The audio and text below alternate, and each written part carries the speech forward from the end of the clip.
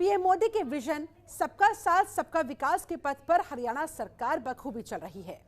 हर वर्ग खुशहाल हो, इस पर खास फोकस किया जा रहा है। प्रदेश के विकास को रफ्तार देने की दिशा में युद्ध स्तर पर काम हो रहा है। प्रदेश के युवाओं को रोजगार देने के लिए सीएम मनोहर लाल ने 75वें गणतंत्र दिवस तक का लक्ष्य रखा है। इसके साथ ही सूखा और बाढ़ की समस्या से प्रदेशवासियों को निजात दिलवाने के लिए एक प्लान भी बनाया है। सीएम मनोहर लाल युवाओं को नशे के जाल से दूर रखकर देश की सेवा के लिए आगे बढ़ चढ़कर अपनी भागीदारी निभाने के लिए प्रेरित करते रहते हैं। 2014 के पहले के प्रदेश की तस्वीर और अब के हरियाणा में जमीन आसमान का फर्क है। बच्चों को बेहतर एजुकेशन की सुविधा हो या अस्पतालों में इलाज की अच्छी व्यवस्था हो, अपराधियों पर भी प्रशासन का डंडा बखूबी चल रहा है। हर परिवार की आय बढ़ाने की दिशा में काम किए जा रहे हैं। यानी कि कहा जा सकता है, मनोहर लाल सरकार आने के बाद प्रदेश में विकास की उड़ान लगातार जारी है। युवाओं के रोजगार के लिए मनोहर ऐलान।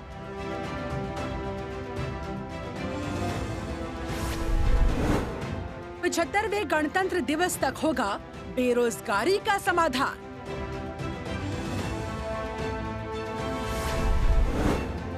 नेताजी के नाम पर राज्य सूचना आयोग भवन का निर्माण। बोस के जीवन से प्रेरित होगा नौजवान।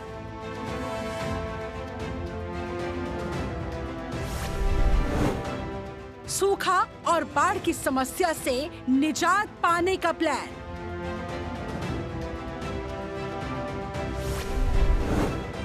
छात्रों के उज्जवल भविष्य का मनोहर अभियान।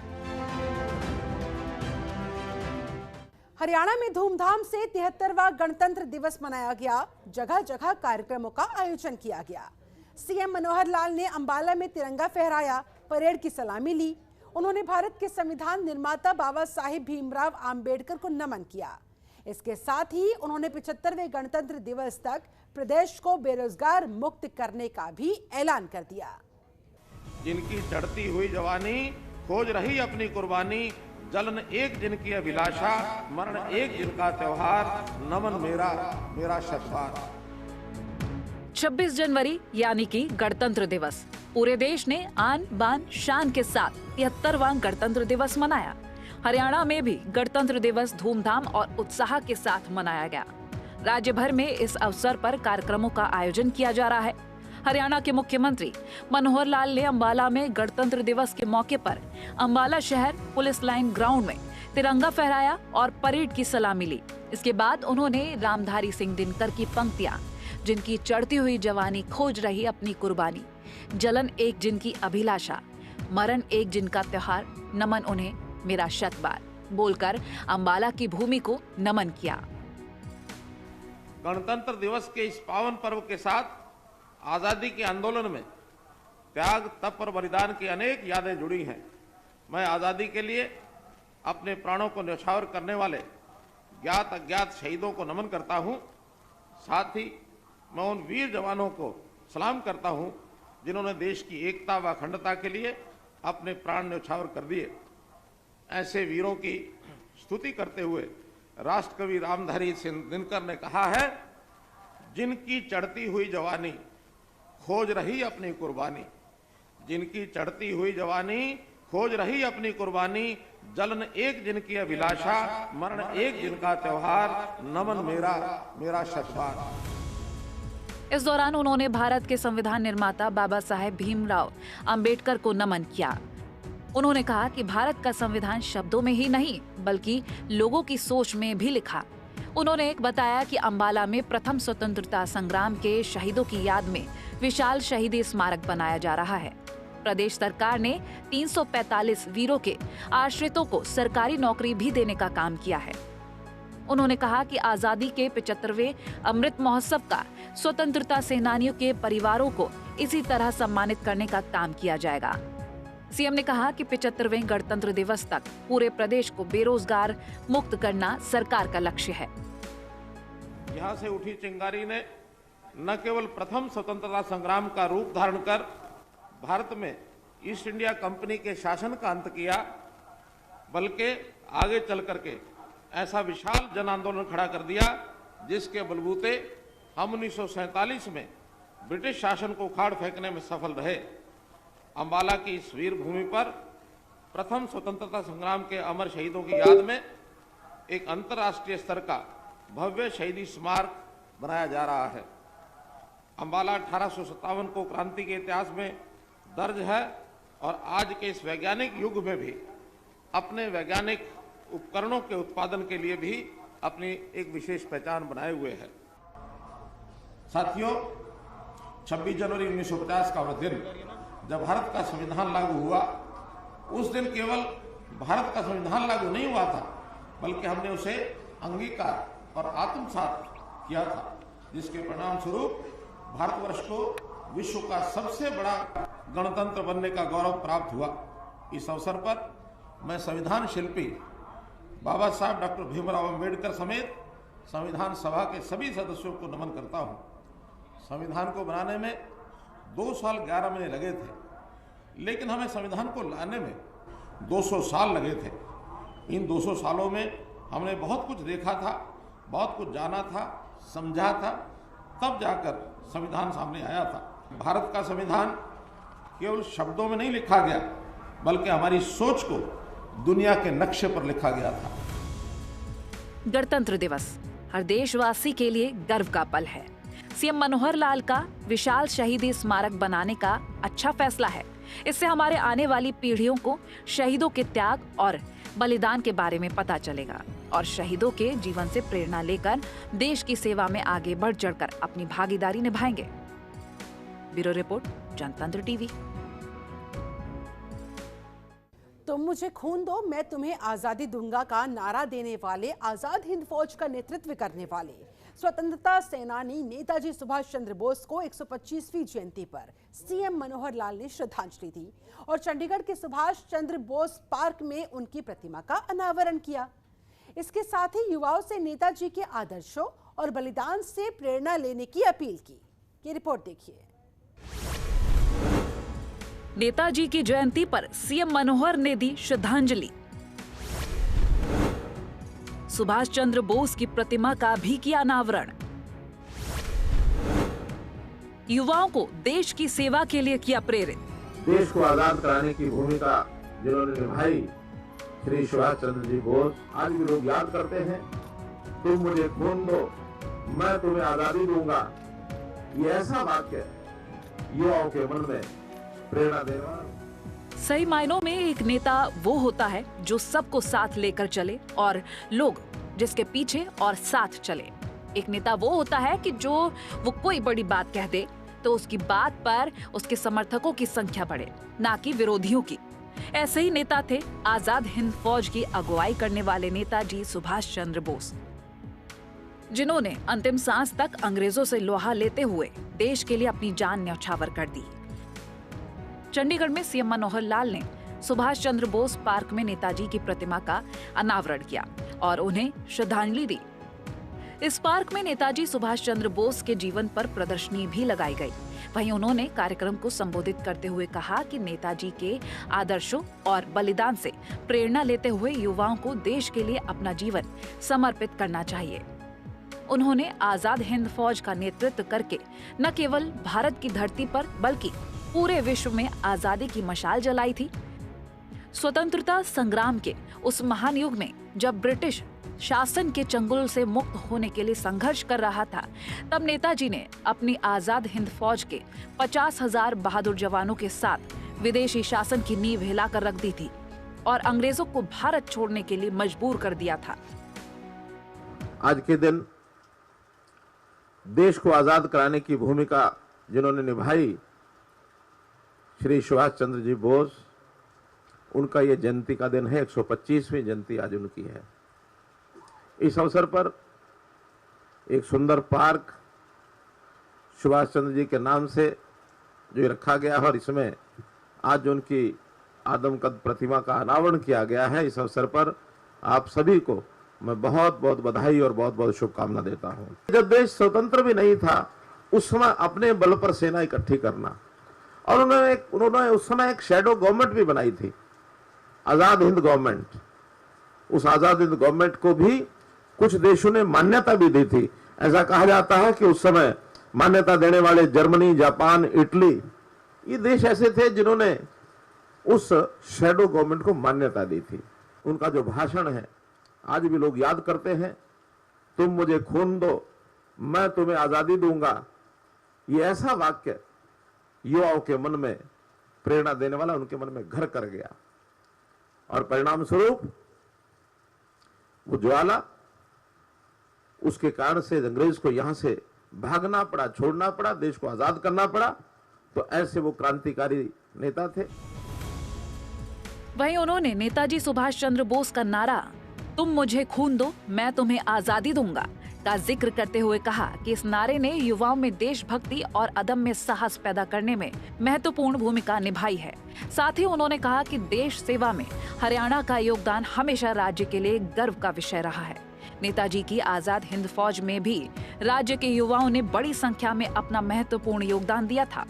सीएम मनोहर लाल ने उन सभी सैनिकों को भी नमन किया जो आजाद हिंद फौज का हिस्सा थे। 50,000 जो सैनिक उस समय थे, हरियाणा का योगदान उसमें बहुत अधिक था। बड़ी संख्या में हरियाणवी, जैसे आज हम कहते हैं कि देश की सेना में हर 10वां व्यक्ति हरियाणवी है, वो भावना उस समय भी थी। और उन्होंने हरियाणा में भी खूब भ्रमण किया।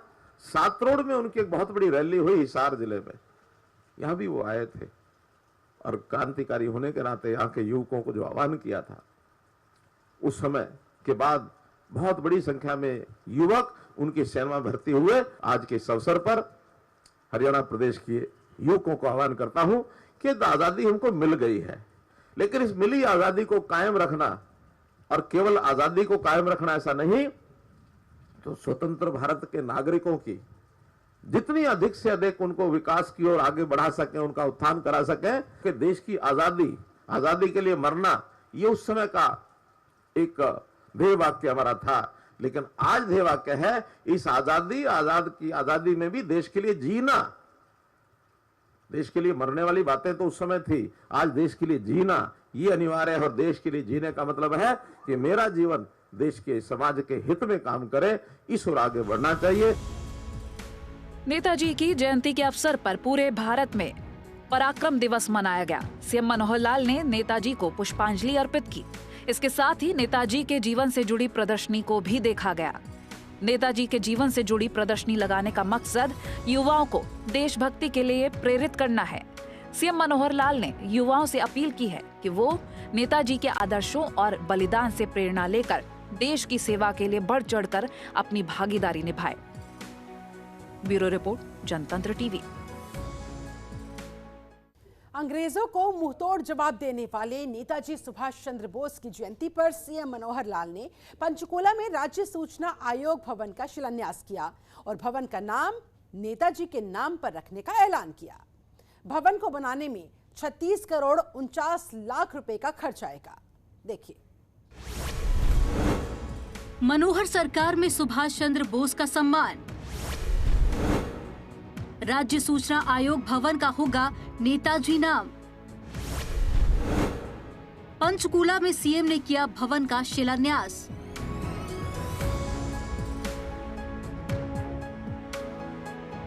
नेताजी सुभाष चंद्र बोस एक ऐसा नाम जिसे सुनकर अंग्रेजों के दिल की धड़कन बढ़ जाती थी, जिसने आजाद हिंद का संचालन करके अंग्रेजों को मुंहतोड़ जवाब दिया।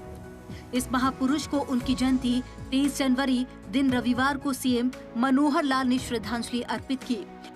उन्होंने पंचकूला के सेक्टर 3 में राज्य सूचना आयोग भवन का शिलान्यास किया। इस अवसर पर हरियाणा के मुख्य सचिव संजीव कौशल और मुख्य राज्य सूचना आयुक्त यशपाल सिंघल भी मौजूद रहे। राज्य सूचना आयोग भवन का निर्माण 2 सालों में पूरा होने का अनुमान है। अब आपको ग्राफिक्स के जरिए बताते हैं कि इस भवन में क्या कुछ खास रहने वाला है। राज्य सूचना आयोग भवन प्लॉट का कुल क्षेत्र 3274.35 वर्ग मीटर, 2 बेसमेंट सहित 6 मंजिला भवन होगा।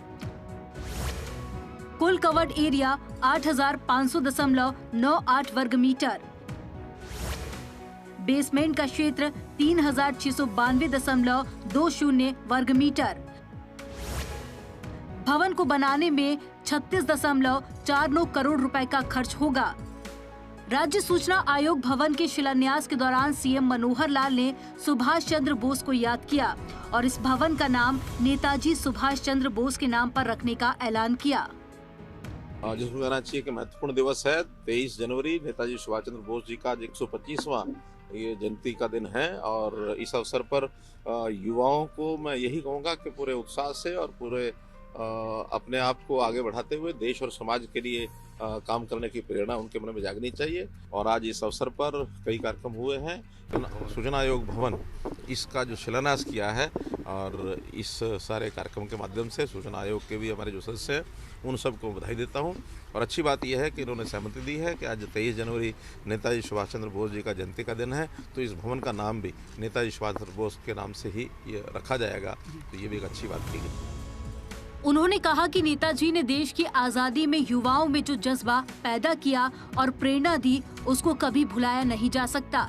ये दुख की बात है कि कांग्रेस पार्टी को नेहरू परिवार के वंशवास से बाहर निकलने की फुर्सत नहीं मिली और इसके चलते देश की आजादी में नेताजी और अन्य क्रांतिकारियों के किए गए योगदान को आगे नहीं लाया गया।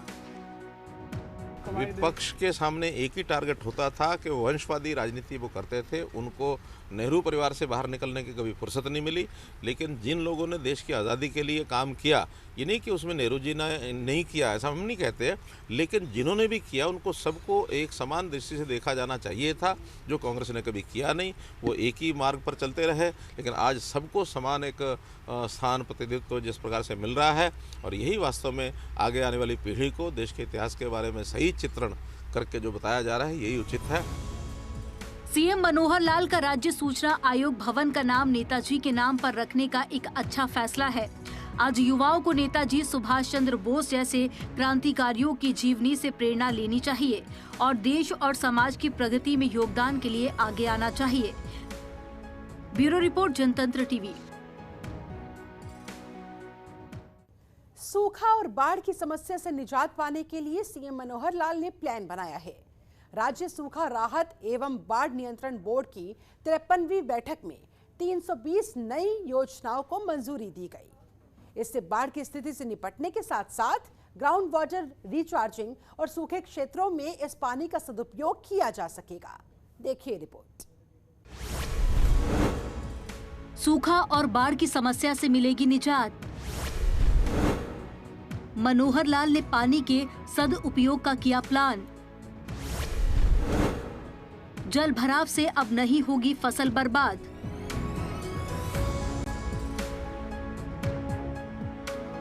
हरियाणा के मुख्यमंत्री मनोहर लाल ने चंडीगढ़ में हरियाणा राज्य सूखा राहत एवं बाढ़ नियंत्रण बोर्ड की 53वीं बैठक की अध्यक्षता की। उन्होंने बारिश के पानी को दोबारा उपयोग में लाने पर जोर दिया। इससे बाढ़ की स्थिति से निपटने के साथ साथ ग्राउंड वाटर रिचार्जिंग और सूखे क्षेत्रों में इस पानी का सदुपयोग किया जा सकेगा। इसके लिए सूखा राहत एवं बाढ़ नियंत्रण बोर्ड के तहत 320 नई योजनाओं को स्वीकृति प्रदान की गई है, जिसके तहत लगभग 494 करोड़ रुपए की धनराशि खर्च की गई है। उन्होंने कहा कि खेतों में खड़े पानी की निकासी और उसके दोबारा उपयोग के लिए 221 करोड़ रुपए की योजनाएं तैयार की गई हैं। सरकार की पिछले साल क्रियान्वित योजनाओं का फायदा यमुना क्षेत्र में देखने को मिला है। पहली बार बारिश के दिनों में यमुना के क्षेत्र में पानी नहीं भरा है। जल भराव से फसलों के नुकसान होने से भिवानी, रोहतक, झज्जर, हिसार और सोनीपत जैसे जिलों में 650 करोड़ रुपए का मुआवजा दिया जाना है। इसे ध्यान में रखते हुए अब जिन क्षेत्रों में हर साल जल भराव की समस्या रहती है, उन क्षेत्रों के लिए विशेष रूप से योजना बनाई जा रही है। इसके अलावा अंबाला और बरवाला शहर को जल भराव से मुक्त करने के लिए जन स्वास्थ्य विभाग की 45 करोड़ रुपए की 2 परियोजनाओं को स्वीकृति प्रदान की गई है। सीएम मनोहर लाल ने बताया कि सरकार ने इस साल 1,01,000 एकड़ भूमि से वाटर लॉगिंग की समस्या खत्म करने का लक्ष्य निर्धारित किया है। इसके लिए प्रभावित किसानों को पोर्टल पर रजिस्ट्रेशन करना होगा। किसानों को केवल 20% खर्च की राशि देनी होगी। शेष 80% की राशि सरकार खर्च करेगी। 1,01,000 एकड़ भूमि से वाटर लॉगिंग खत्म होने के बाद भविष्य में पूरे प्रदेश की जमीन को वाटर लॉगिंग से मुक्त किया जाएगा।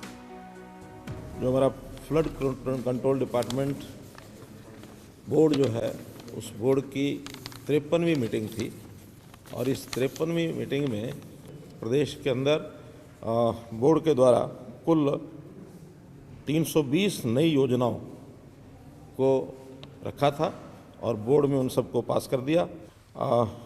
इस बार विशेष ध्यान ये रखा गया है कि जो पानी हम पहले ड्रेन आउट करते थे और बाढ़ आदि की सुरक्षा की दृष्टि से के लिए इस बार उसको पानी को दोबारा से उपयोग करने के लिए रीयूज़ करने की जो स्कीमें हैं उसको भी विशेष बल दिया गया है, ताकि जिस पानी को हम ड्रेन आउट करते हैं वो पानी हमारा ऐसा सूखा क्षेत्र है, इस पानी को वर्षा के दिनों में भी तालाब और जितने भी वहाँ ड्रेन्स और खेत खाली पड़े हैं उसके अंदर डाल करके रिचार्जिंग के नाते से उपयोग किया जा सकता है। इसकी 221 करोड़ रुपए की ये योजनाएं इस बार अलग से बनाई गई हैं। सीएम मनोहर लाल ने बताया कि तालाबों में लगातार पानी भरे होने के कारण पानी की रिचार्जिंग कम हो जाती है। ऐसे में तालाबों को साल में एक बार पूरी तरह से खाली करवाना चाहिए और उसकी खुदाई भी करवानी चाहिए। इसके लिए पंचायत विभाग बड़ी योजना तैयार कर रही है, जिसके तहत तालाबों को एक बार खाली करने और उनकी मिट्टी निकालने का कार्य किया जाएगा। तालाब साफ होंगे तो पानी की रिचार्जिंग भी होगी और बारिश होने पर गांव में जल भराव की समस्या नहीं होगी। मुख्यमंत्री ने 53वीं बैठक में अलग अलग लेवल के लिए करीब 494 करोड़ रुपए की मंजूरी दी है। ये हमने एक पोर्टल बनाया है कि जो किसान अपनी इस खराब जमीन को ठीक करने के लिए अप्लाई करेंगे, उनकी भागीदारी के साथ थोड़ा 20% का राशि उनसे भी हम लेंगे, 80% राशि सरकार खर्च करेगी और उस ज़मीन को ठीक करेंगे ताकि वो ज़मीन की पैदावार साल में 2 बार अपनी कर सके और उसका वो लाभ कमा सके। ऐसे ही पब्लिक हेल्थ की 2 योजनाएं, बरवाड़ा हिसार की एक योजना और एक अम्बाला की योजना, शहरों के अंदर जो पानी भरता है उस पानी की रोकथाम के लिए, और उन्होंने 2 योजनाएं बनाई हैं। 45 करोड़ की लागत उसकी आई है, उसको भी मंजूर किया गया है। ज्यादा बारिश और बाढ़ की समस्या से निजात पाने के लिए मनोहर लाल सरकार युद्ध स्तर पर काम कर रही है। इसका नतीजा है कि पहली बार बारिश के दिनों में यमुना के क्षेत्र में बाढ़ का पानी नहीं भरा। वहीं सीएम मनोहर लाल बारिश की पानी की संरक्षण के लिए सूखा राहत एवं बाढ़ नियंत्रण बोर्ड की बैठक में प्लान बनाया है, जिससे कि ग्राउंड वाटर का सदुपयोग किया जा सके। जनतंत्र टीवी ब्यूरो रिपोर्ट। हरियाणा सरकार सिर्फ योजनाओं का ऐलान नहीं करती, बल्कि धरातल पर भी लोगों को योजनाओं का कितना लाभ मिल रहा है, इसका फीडबैक भी लेती है। एक बार फिर सीएम मनोहर लाल ने प्रशासनिक सचिवों के साथ बैठक की, कई परियोजनाओं की समीक्षा की और अधिकारियों को समय पर इन परियोजनाओं को पूरा करने के निर्देश दिए। देखिए। प्रशासनिक सचिवों के साथ सीएम मनोहर लाल की बैठक। 100 करोड़ की परियोजनाओं पर हुआ मंथन। पेयजल आपूर्ति के फीडबैक के लिए टोल फ्री नंबर होगा जारी। छात्रों के उज्जवल भविष्य के लिए मिलेगा टैबलेट।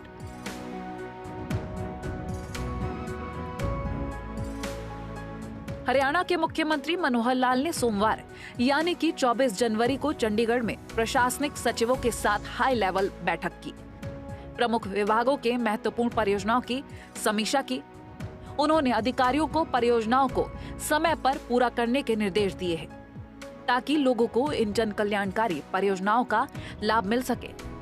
बैठक में उन्होंने कहा कि हरियाणा का विकास सुनिश्चित करना प्रदेश सरकार की प्राथमिकता है। इसीलिए सभी चल रही परियोजनाओं के लिए परियोजना मूल्यांकन और समीक्षा तकनीक चार्ट बनाया जाना चाहिए। बैठक के दौरान मुख्य सचिव संजीव कौशल ने मुख्यमंत्री को अवगत कराया कि वर्तमान में 14 विभागों की 80 से अधिक परियोजनाओं पर काम चल रहा है। उन्होंने बताया कि 9 जनवरी 2022 को मुख्यमंत्री ने राज्य के विकास की गति को बढ़ावा देने के लिए अपनी प्रतिबद्धता दोहराते हुए 100 करोड़ से अधिक की सभी चल रही परियोजनाओं की समीक्षा करने के लिए मुख्य सचिव की अध्यक्षता में 3 सदस्यीय समिति के गठन को मंजूरी दी थी। इस कमेटी में लगभग 12 विभागों की कई समीक्षा बैठकें की जा चुकी हैं और जल्द ही बाकी के विभागों की भी बैठकें होंगी। इसके अलावा जो परियोजनाएं अंतर विभागीय हैं, ऐसी परियोजनाओं के लिए आगामी दिनों में मुख्यमंत्री व्यक्तिगत रूप से समीक्षा बैठक करेंगे। इस बैठक में स्वास्थ्य एवं परिवार कल्याण विभाग की 338 करोड़ रुपए से अधिक की 3 परियोजनाओं की समीक्षा भी की। NIT फरीदाबाद में 125 करोड़ रुपए की लागत से बनने वाले PPP मोड पर प्रदेश के पहले बस टर्मिनल के निर्माण के संबंध में परिवहन विभाग के प्रधान सचिव नवदीप सिंह विर्क ने बताया कि बस टर्मिनल को इसी वर्ष चालू कर दिया जाएगा। इस बैठक में चिकित्सा शिक्षा एवं अनुसंधान विभाग की प्रधान सचिव जी अनुपमा ने बताया कि विभिन्न मेडिकल कॉलेज और नर्सिंग कॉलेजों का निर्माण कार्य तेजी से चल रहा है। मुख्यमंत्री ने अधिकारियों को निर्देश दिए हैं कि प्रदेश भर में चलाई जा रही रेनिवेल परियोजनाओं की निगरानी के लिए एक समिति गठित की जाए। पेयजल को लेकर सीएम मनोहर लाल ने कहा कि ये सुनिश्चित किया जाए कि पेयजल का उपयोग सिंचाई के लिए नहीं किया जाए, ताकि और उन्हें नल के माध्यम से पेयजल की पहुंच सुनिश्चित हो रही है या नहीं। स्कूल शिक्षा विभाग के अतिरिक्त मुख्य सचिव महावीर सिंह ने मुख्यमंत्री को अवगत कराया कि स्कूलों के लिए डिजिटल इंफ्रास्ट्रक्चर की खरीद का टेंडर हो चुका है। इसके अलावा 9वीं से 12वीं कक्षा के छात्रों को निःशुल्क टैबलेट उपलब्ध कराने के संबंध में टैबलेट खरीद का कार्य जल्द पूरा कर लिया जाएगा और जल्द ही टैबलेट का वितरण शुरू किया जाएगा। सीएम मनोहर लाल प्रदेश के विकास के लिए एक्शन मोड में काम कर रहे हैं। हर वर्ग को योजनाओं का लाभ मिल रहा है, इस पर भी खास फोकस किया जा रहा है। प्रदेश में सीएम मनोहर लाल सिर्फ परियोजनाओं का ऐलान ही नहीं करते, बल्कि धरातल पर कितना काम हुआ है इसका भी फीडबैक लेते हैं। बच्चों के एजुकेशन से लेकर लोगों के पेयजल की व्यवस्था पर अपनी पैनी नजर बनाए हुए हैं। ब्यूरो रिपोर्ट, जनतंत्र टीवी। चलिए, इसी के साथ हमारी इस खास पेशकश में फिलहाल बस इतना ही। आप बने रहे जनतंत्र टीवी के साथ। नमस्कार। खबरों के निष्पक्ष विश्लेषण के लिए सब्सक्राइब करें Jantantra TV and press the bell icon. Never miss any update.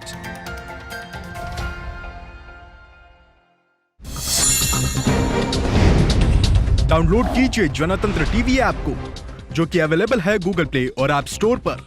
अधिक जानकारी के लिए अभी डाउनलोड करें।